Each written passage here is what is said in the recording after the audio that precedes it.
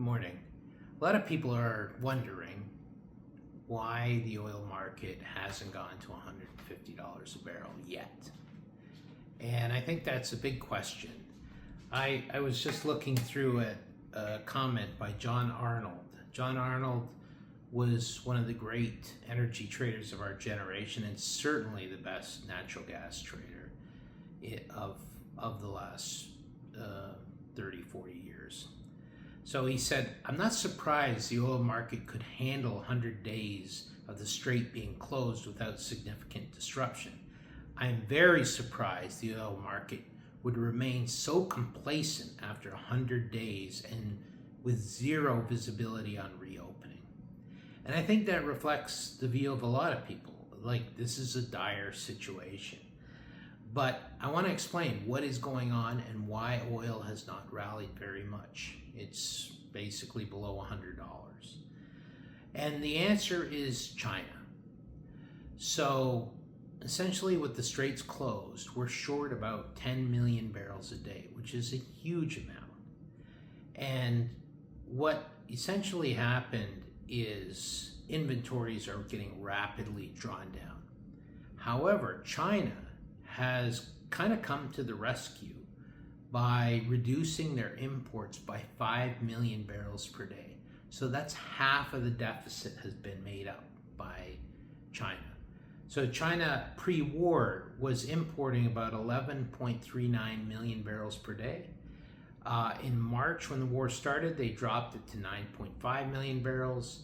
April to 8.1 million, May down to 6.36 million, and in June expected to fall further to 5.5 to 6 million barrels. Now, that with the drawdowns in inventories, I'd say the U.S. is drawing their SPR, the Strategic Petroleum Reserve, by 1 million barrels a day. Commercial stocks are being reduced by about 1 million barrels a day, and the rest of the world is drawing by a few million barrels a day, and that's keeping the oil market in balance. But 50% of that is coming from China. So why is China so radically reduced their imports? Well, they saw this coming. They have been building up their stockpiles for the last year and a half. They've right now got about 1.4 billion barrels of stockpiles between commercial and their SPR. It's as big as all the OECD countries combined. So they got this massive stockpile that they saved for this particular reason. And now that prices are higher than they were when they were increasing their stockpile, they're drawing it down a little bit.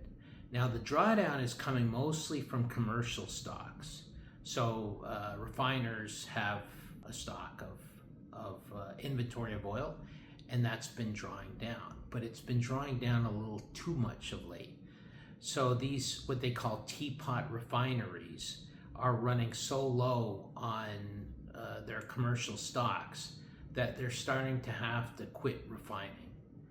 Now, the Chinese stockpiles of gasoline, heating oil, jet fuel, etc., are still very high. So they're very well prepared. But the Chinese really don't like depleting their national stockpiles of crude oil that much. So what they've been doing has helped the situation a lot, but it's thought that the Chinese may come back into the market and start buying crude. If they even started buying minimally, it would raise prices dramatically. Some estimates have said that if they just increased 1 million of the 5 million they cut, it would drive prices up to $120 or $130 a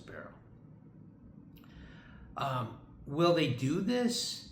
And what is their plan? Well, in my estimation, they probably had a lot of room to let their inventories draw down. So they did that because it was very efficient that they're using low price crude. But I think they have a secondary plan. And one is, I think they want to do some damage to the Republicans. I think they haven't been happy with the relationship. And the most powerful thing they can do is start buying crude a little closer to the midterm elections. So they draw down for a month or two, and probably in July, they're going to start buying crude again. And through July and August, they're probably going to be buyers of crude. And when they buy crude, it's probably going to drive the price up to 150.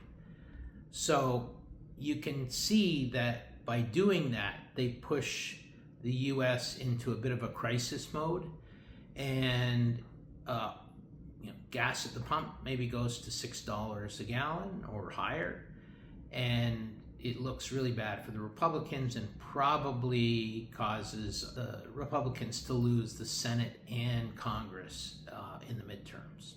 So that might be the ulterior motive of the Chinese, other than, so they can essentially kill two birds with one stone. They can keep their stockpiles from drawing down too much, and at the same time cause a problem for the Trump administration. So that's the situation we have now. The Chinese stockpiles have drawn down in April 600,000 barrels per day, May 1 million, went to 1.5 to 2 million, and may accelerate even in the next month. So I think maybe through June they keep drawing, and then in July at some point they start buying again, and that will really change things. So that's what we're watching right now. As U.S. stockpiles get lower and lower, Singapore is dropping to uncomfortably low levels. The SPR is going to go to its lowest level since 2003, and then the Chinese start buying, and there's the West is in a big problem, and that's the place where oil goes to 150 or higher. Could go, if they buy a lot, it could go to 200, and probably the economy starts rolling over and collapsing. So that's the situation we're looking for right now. And I think I would heed John Arnold's words that the market has been too complacent, and there's still a lot of things left to come. But people have been wondering about what's stopping the price from going up, and it's definitely China at this point. So from that standpoint, we'll keep watching what China's doing, and if China's behavior changes and they start reducing their drawdowns, we'll let you know. Please like and subscribe, and never skip a meal.